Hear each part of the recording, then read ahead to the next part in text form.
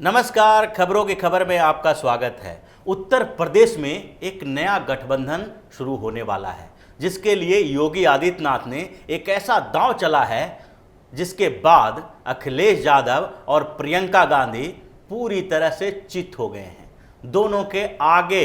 आने वाले विधानसभा चुनाव के लिए जो तैयारी कर रहे थे, दोनों के लिए एक बड़ा झटका योगी आदित्यनाथ ने दिए हैं और उस झटके के कारण विपक्ष की पूरी राजनीति अब विफल होने वाली है। जो स्ट्रेटजी कांग्रेस बना रही थी और प्रियंका गांधी को पूरे उत्तर प्रदेश का प्रभार सौंपने के बाद उन्हें बाहर के चुनावों में मौका भी नहीं दिया जा रहा है, यहां तक बिहार विधानसभा चुनाव में भी उनका इस्तेमाल नहीं किया जा रहा है, क्योंकि उत्तर प्रदेश में भी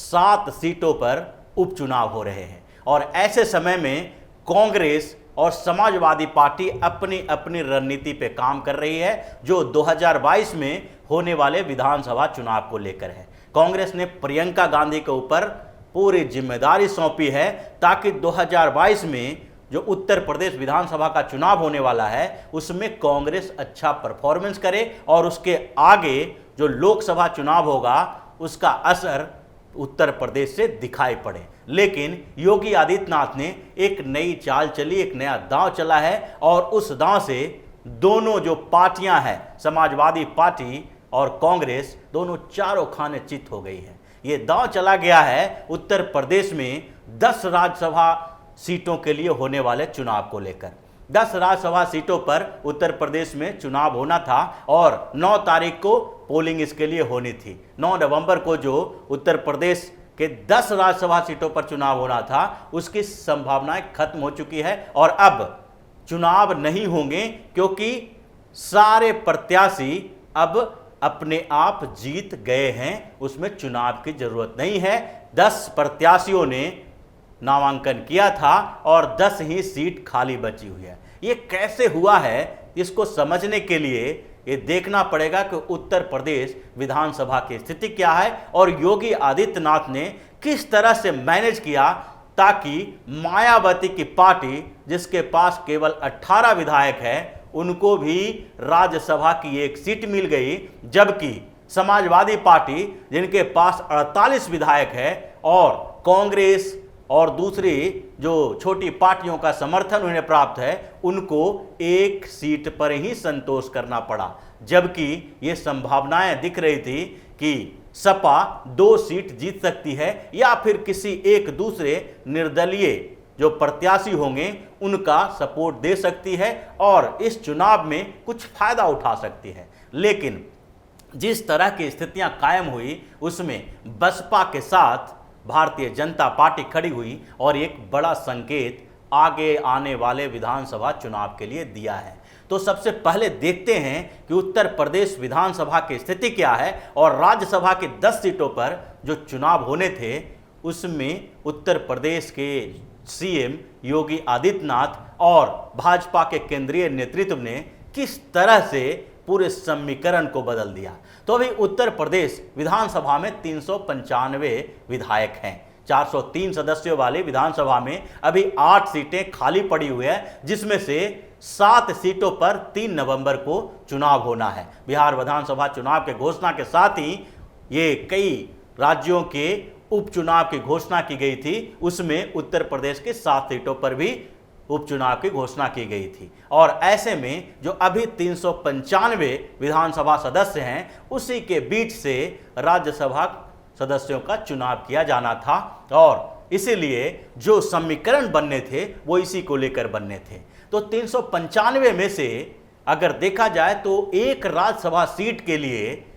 किसी भी पार्टी को 37 विधायकों के समर्थन की जरूरत थी, यानी 37 विधायक एक राज्यसभा के सांसद चुन सकते थे। और ऐसे में भारतीय जनता पार्टी, जो अभी सबसे बड़ी पार्टी है, जिसकी सरकार है, उसके पास 8 सांसदों को, राज्यसभा सांसदों को, 8 राज्यसभा सांसदों को चुनने के लिए पूरा बहुमत है, क्योंकि उसके पास अभी 306 विधायक हैं। और इस 8 राज्यसभा सांसदों को चुनने के बावजूद जो भारतीय जनता पार्टी है, उनके पास 10 अतिरिक्त विधायक बच जाते जो किसी भी पार्टी को समर्थन दे सकते थे। यही रणनीति आगे के लिए बनाई गई, क्योंकि 10 विधायकों के समर्थन से आगे जो 27 विधायकों की जरूरत थी उसको पूरा नहीं किया जा सकता था। अभी भारतीय जनता पार्टी की जो वहां स्थिति है उसमें 306 के अलावा 9 विधायक अपना दल सोनेवाल जो अपना दल के विधायक हैं उनके 9 विधायक का समर्थन भाजपा को है और उसके अलावा 3 जो निर्दलीय विधायक हैं उनका समर्थन है। तो अगर ये दोनों के जोड़ भी दिया जाए तो 12 विधायक बाहर से और 10 अतिरिक्त विधायक भारतीय जनता पार्टी के, यानी 22 विधायकों का समर्थन ही भाजपा को मिलता। लेकिन इस 22 विधायकों के साथ वो एक अतिरिक्त सीट जीतने की कोशिश कर सकती थी, लेकिन भाजपा ने ये कोशिश नहीं की। जबकि 18 विधायकों वाले बसपा को एक सीट मिल गई। जब दूसरे तरफ देखें तो भारतीय जनता पार्टी बसपा के 18 विधायकों से ज्यादा समर्थन लेके बैठी हुई थी। भारतीय जनता पार्टी के पास 22 विधायकों का समर्थन था, जबकि अतिरिक्त सीट के लिए जो बसपा है उसके पास केवल 18 विधायक हैं। और दूसरी तरफ जो विपक्ष की बात करें तो उनकी भी रणनीति कुछ अलग तरीके की थी और वो भी इस पर दांव लगाए हुए थे कि एक जो अतिरिक्त सीट बची हुई है जिस पे चुनाव होने की संभावना हो सकती है उस पर किसको खड़ा किया जाए। लेकिन भारतीय जनता पार्टी ने ऐसा दांव चला कि उसके बाद सपा और कांग्रेस के दोनों पार्टियों की जो रणनीति थी वो फेल हो गई, विफल हो गई और अखिलेश यादव और प्रियंका गांधी का आगे जो राजनीतिक में ये लोग अगले विधानसभा चुनाव की तैयारी में लगे हुए थे उसकी रणनीति में भी एक प्रश्न खड़ा हो गया कि अब आगे जो समीकरण बनेगा वो कैसा बनेगा। तो बसपा के अलावा जो समाजवादी पार्टी हैं उसके 48 विधायक अभी विधानसभा में हैं। इसके अलावा जो भारतीय जनता पार्टी, बसपा और सपा के अलावा दूसरी पार्टियों में सुहलदेव समाज पार्टी है और उसके अलावा कांग्रेस है। कांग्रेस के साथ और भारतीय सुहलदेव समाज पार्टी के पास 4 विधायक हैं। यानी कि अगर देखा जाए तो समाजवादी पार्टी के 37 विधायक अगर एक राज्यसभा भेजते हैं तो उसके बाद सपा के पास 11 अतिरिक्त विधायक बच जाते हैं। इनके अलावा कांग्रेस के जो 7 विधायक हैं और भारतीय सुहलदेव समाज पार्टी है उसके पास अगर 4 विधायक हैं जो अभी योगी आदित्यनाथ की सरकार से बाहर हुए हैं और राजभर ने कुछ दिनों तक मंत्री रहने के बाद वहां से अलग होने का रास्ता अपनाया, तो ऐसी स्थिति में वो 4 विधायक 11 उधर और 11 इधर विधायक जो 7-4 जो कांग्रेस और एसपी की हैं उन दोनों को मिलाकर हो जाते हैं। यानी 22 विधायक अभी भी विपक्षी पार्टियों के पास अतिरिक्त थे जिनके आधार पर किसी दूसरे को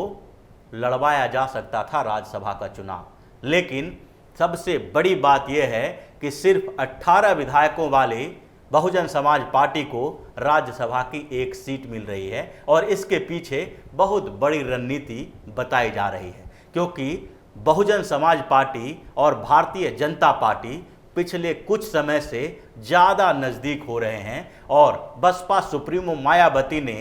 कई मुद्दों पर योगी आदित्यनाथ के साथ खड़ा होने का फैसला लिया था। पिछले दिनों जब कुछ जगहों पर दलितों के खिलाफ हंगामा किया गया तो उस समय भी मायावती ने योगी आदित्यनाथ की कार्रवाई की सराहना की। यहाँ तक कि जब दलित की एक बस्ती को जो जला दिया गया था और उसमें मुस्लिम समुदाय के लोगों ने उसमें जो भूमिका निभाई थी उसको लेकर भी जब योगी आदित्यनाथ की सरकार ने कार्रवाई की तो मायावती ने योगी आदित्यनाथ की सराहना की थी और दलितों के ऊपर हो रहे अन्याय के खिलाफ योगी की रणनीति के बारे में बताई थी, उनकी सराहना की थी। और इसके अलावा जो राज्यसभा का समीकरण है उसमें भी भारतीय जनता पार्टी पर के कई मुद्दों पर बसपा ने उनको समर्थन दिया है। राज्यसभा में बसपा हर बार या तो नागरिकता संशोधन विधेयक हो या फिर दूसरे विधेयक, ये सारे विधेयकों पर राज्यसभा में उन्होंने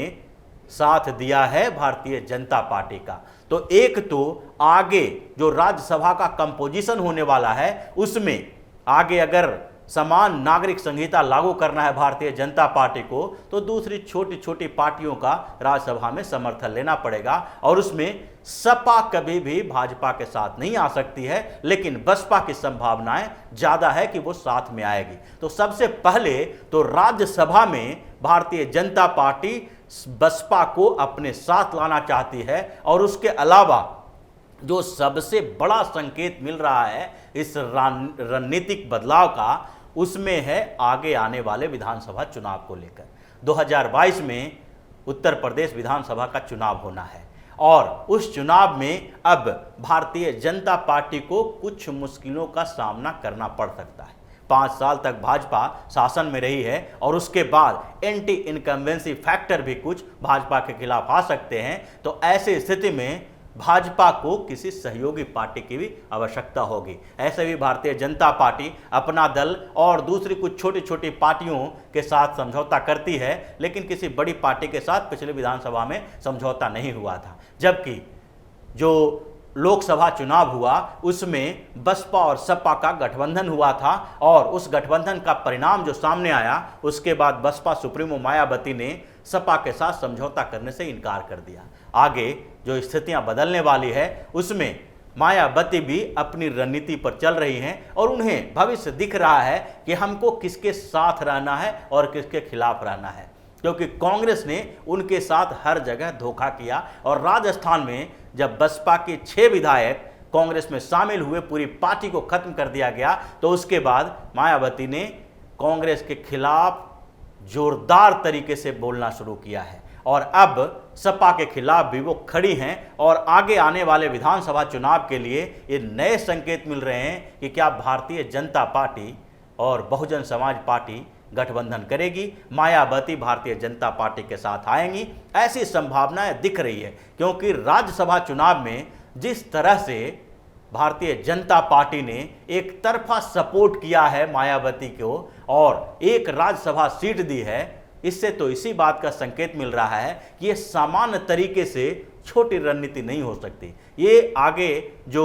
3 नवंबर को 7 सीटों पर उपचुनाव होने हैं उसके लिए संकेत नहीं है, बल्कि ये संकेत 403 सीटों के लिए है। एक राज्यसभा सीट देकर 403 सीटों के लिए रणनीति तैयार की जा रही है, जिसमें 2022 में होने वाले विधानसभा चुनाव की पृष्ठभूमि तैयार होगी और वहां पर एक नए गठबंधन होंगे जिसमें भारतीय जनता पार्टी और बहुजन समाज पार्टी एक प्लेटफॉर्म पे आ सकते हैं। तो इसी तरह की खबरों के साथ फिर से हाजिर होंगे, तब तक के लिए बने रहिए हमारे साथ और देते रहिए हमें सहयोग, ताकि इसी तरह की खबर हम आपके लिए लाते रहें। धन्यवाद।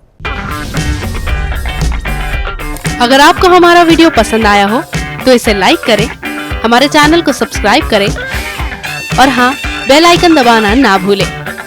ताकि आप तक हमारे वीडियो की नोटिफिकेशन पहुंचती रहे। आप अपना सुझाव हमें कमेंट बॉक्स में दे सकते हैं। हमारे साथ जुड़ने के लिए शुक्रिया।